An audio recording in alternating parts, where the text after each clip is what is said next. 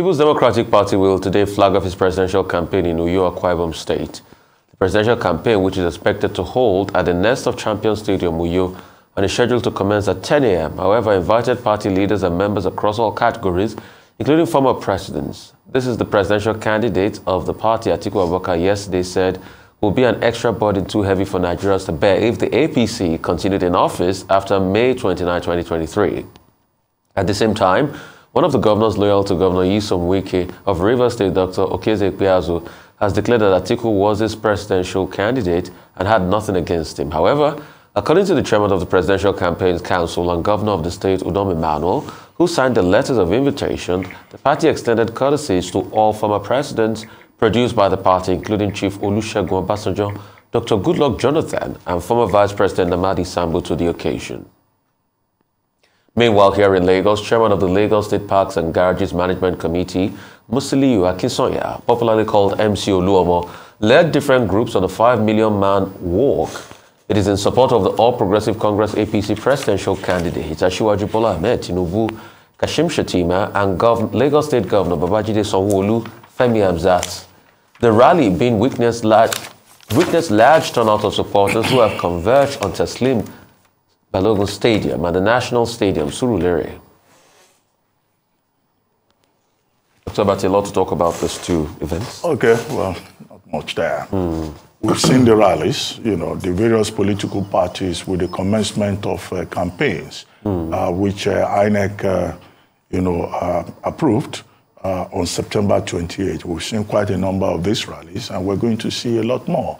On October 1, the Labour Party and supporters of Mr. Peter Obi, presidential candidate of the Labour Party, organized rallies simultaneously in Nigeria and London and in different cities. After that, we've also seen the women's, rally in Lagos State, organized by, Jumoke Okoya-Thomas, who was on this program. We have seen the PDP, event in Bauchi, when we were told that about, over 400 persons, or was it 4,000 persons, defected to the People's Democratic Party. We've also seen the effort in support of the All Progressives Congress in Imo State, which was led by the Governor Hope Uzodinma. And now in Lagos, we have this solidarity walk organized by Team Lagos and the chairman of the Lagos Motor Parks and Garages Management Committee, Mr. Musiliu Akinsanya. And that occurred yesterday. You had the walk starting from the Teslim Balogun Stadium around 7 a.m. when people had already converged. And it didn't end until about noon around Oshodi. And according to eyewitnesses and the reports that we've seen, this caused a lot of traffic gridlock. And the people who spoke there, included also artists, as you can see a famous artist on the screen there, and also, musicians. Atawewe was said to have been there. Malaika was said to have been part of it. So you had supporters of both the Tinubu Shettima ticket and also of the Sanwo-Olu Hamzat ticket in Lagos, coming out to express solidarity. Maybe when our two guests, when they come onto the program, they will give us further details as to what was said. But if I recall correctly, MC Oluomo was quoted as saying that Asiwaju Bola Ahmed Tinubu has the capacity, the competence, the intellect, to provide leadership for Nigeria and to do in Nigeria what he has been able to do, according to him, in Lagos State. However, some other people may raise questions about what happened in Lagos yesterday. Who is going to calculate the cost of that traffic gridlock, shutting down Lagos half of the day, even if it was, on a Sunday? I mean, that part of Lagos where the rally took place, people really could not move.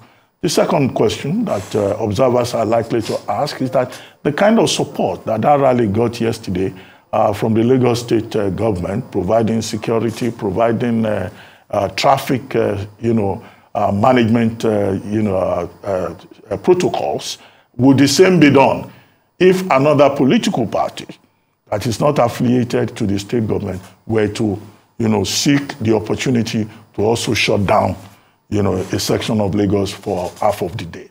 And also, the third point will have been, okay, these rallies that we have on the streets, couldn't these rallies have been held in the stadium? So that, people's movement is not disturbed. However, the final issue, in my view, is that, yes, while rallies are good for the optics, while solidarity walks provide entertainment and good exercise for those who get involved in those activities, will it translate to concrete votes? What I think is more important is for all these people rallying up and down to just make sure that they have their PVC. The turnout that will make sense in terms of our expectations will not necessarily be, people walking up and down, while the entertainment is psychologically, pleasant for those involved.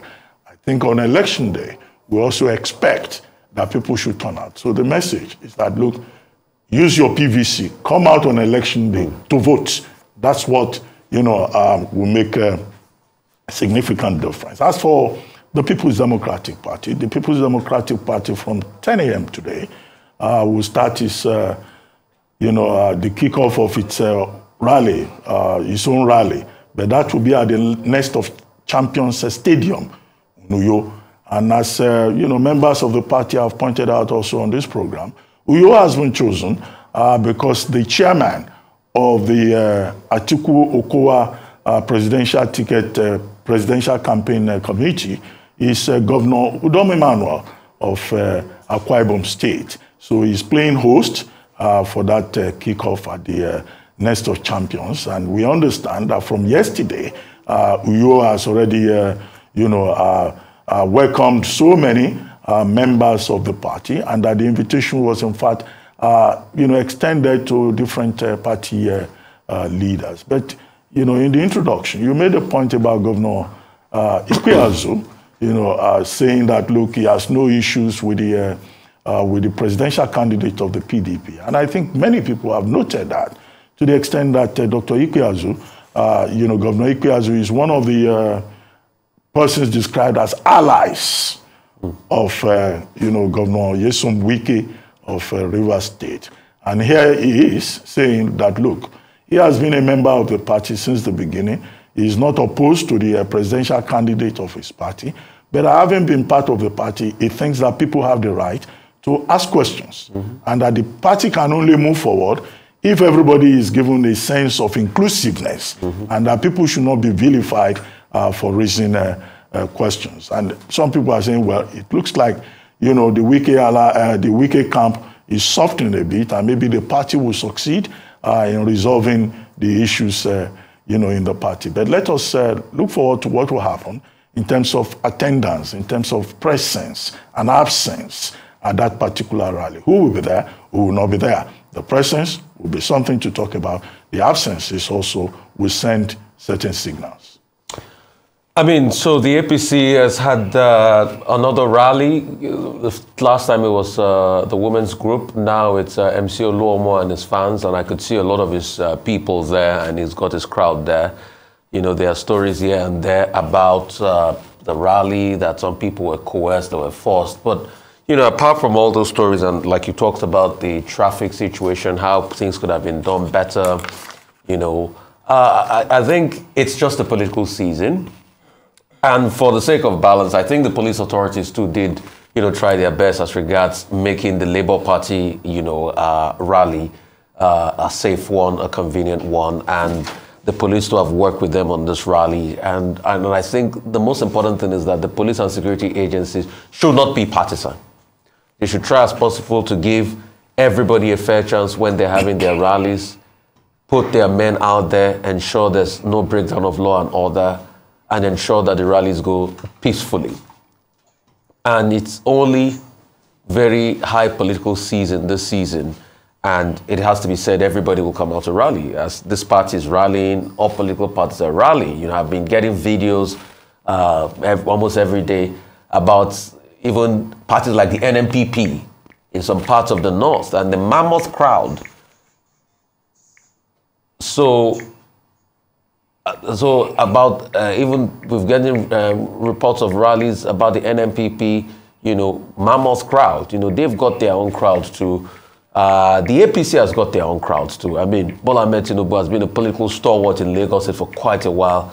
And it will definitely, he has his own crowd and his large following too in Lagos. The Labour Party has got their own crowd. The PDP too, when they start their campaign today, they've got their own crowd. So you see all the mammoth crowd come out. So it's not a contest really of how much the crowd is. Everybody definitely will say will get their own crowd.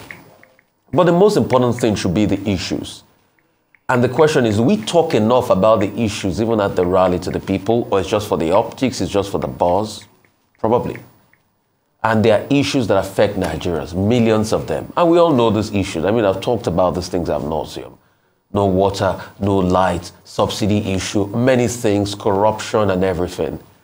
And the last thrust of this is really how people should ensure that they come out and vote on the day of the elections and their votes are not disrupted. Because with all of the crowd in Lagos, when you look at the last election, maybe less than 1 million people were out there voting for a state that has well over 6 million people registering. That's a far cry. So people should be encouraged to come out and vote. Apart from the fanfare and the pros of campaigning and all of that, like it's rightly said by Mario Cuomo that we campaign in prose, but we govern in poetry. It is the political process that people should go after. Go out there and vote your choice. The person that appeals to you. But good one on the APC. I think I could see Koko Zaria there, right-hand man of MC Oluomo. I could also see a top Yoruba actor. God, goodness me, his name just gets into my head. Now, yeah, you can see a picture of a video of Koko Zaria there. And the top Yoruba actor, the one fair in completion. Goodness me, his name just escaped my... Jide Kosoko, yes, thank you so much, Jide Kosoko there. So they had a lot of fun and all of that. But let the process begin, like we say. And kudos also to the PDP as they start their own today. Let's see how that pans out. People can come out, but most importantly, their votes must count and they must come out to vote. Moving on to the next story, on the unfortunate killing of 2 people after gunmen attacked Inyi Police Division in Oji River local government area of Enugu State. The attackers also set the station ablaze. The incident, which happened in the early hours of Sunday, isn't an isolated case, as police stations have been attacked in the state in the past. One of the 2 people killed was said to be an officer on duty when the hoodlums attacked the station. Eyewitnesses say about 6 gunmen riding on 2 vehicles invaded the EU Police Division and opened fire on the building. The incident caused serious pandemonium, but the gunmen told passerby not to worry that they didn't come for them. After several minutes of heavy shooting, they set 1-story building ablaze. When they left the scene, 2 bodies were found on the floor.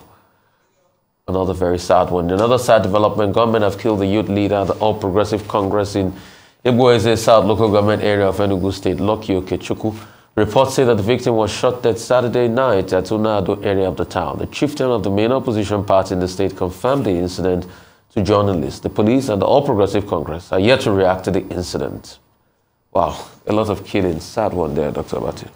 Well, I mean, one of the challenges we face is how life has become very cheap in Nigeria. And Nigerians have reached a point whereby, you know, they are not really shocked when they hear that, persons have been killed. These incidents have occurred one too many, either in Ondo State or in River State or Imo State or now Enugu State. And in parts of the country, you know, people just live not just with one eye open, as they say proverbially. Now you have to sleep with your 2 eyes open. And hence, you know, the people living in the whole of that axis or Juriva local government area, they've been told to, be very cautious, to look out for themselves in terms of their personal safety. But again, instructive is a special target on police stations. I mean, in the southeastern part of the country, we hear these stories again and again of police stations not just being attacked, but also being set ablaze, and policemen who are supposed to provide security ending up as victims. Now, in this particular incident that was reported in the papers, arms and ammunition were even carted away. And in a country where there is a proliferation of, small arms and light weapons, that, of course, can only further complicate the security situation, because these persons, when they cut away, arms and ammunition from security units like police stations, It's not as if they are going to use them for hunting. They are going to use the same weapons, to further perpetrate mayhem. In the report on this particular incident, we're told that the police have not yet made any comment, but they should. It should be investigated. And, attack on police stations should not become self-fulfilling, prophecies. The police appear to be just as vulnerable as the rest of the community. It's one of the reasons why some people are saying, look, maybe we should take this debate about state police more seriously, so that even the states themselves, can have the capacity to ensure protection of the people, lives and property in their immediate environments. And this is political season. And, as we go into politics, there may be the tendency, for the rate of violence within the environment to go up. So that's why the security agencies, really also have to be up and doing. The Inspector General of Police assured everyone during the signing of the peace accord organized by the National Peace Committee that, there will be adequate security before, during, and even after the elections. But attacks on, on persons, on police stations that go, without the police or the other security agencies being able to prevent that will further reduce people's confidence, not just in the capacity of the police, but also, in the security situation in the country. All right, very well said, Dr. Abati. It's quite very sad that we're going through all of this again. I thought this has come to an end, in Nigeria. Attacks on police station in the east and all these dastardly attacks that people are being killed. And I think the forces should investigate this. I mean, when passers-by were said to have talked to these people, they said, oh, they didn't come for them, that they were coming specifically for the police station. That means it was a premeditated attack. So who are these people deliberately attacking police stations in the eastern part of the country? And Enugu, quite novel. A lot of this was centered around Anambra before. So what is really going on here? And I think we should have good intelligence on ground. Even when people make this attack, we should try as much as possible to stop it. People can't just come out and attack federal installations. No, it's not done. It's against the state. And these are crimes committed against the state. And we pray for the repose of the souls, of those that lost their life. Very sad incident there. And for the party leader of the APC's politics season, but also the death should be investigated. Let's see the reason, for the death. It might not be connected to politics, and it might be connected to politics. But if it is connected to politics, after investigations, it's a sad occurrence for our country. I keep saying that democracy and electioneering and politics period is a time for a festival of ideas. It's for us to be able to agree and disagree. I disagree without being disagreeable. You state your own part of view. I state my own part of view. One thing is certain, we all love the country. But it has to be said that our views differ on how to take the country to the promised land. And that's the most important thing. So we shouldn't fight or kill each other because of politics. No. The long days of the wild, wild west of politics right here in the Western region is long gone. And we saw how that did not go well for us. It led to a series of events that cascaded into a civil war, which is a sad occurrence in this country. So let's be careful, especially this politics season. Disagree without being disagreeable. Also, try as much as possible to remember that the way you have a right to state your views, others have a right to state their views. So if you are stating your views, you don't have the right to shut other people down. They also have the right to enunciate their views. And that's how we build balance in society. That should be the watchword this political season. Very sad one on the loss of lives. We should have a country that respects the sanctity of human life.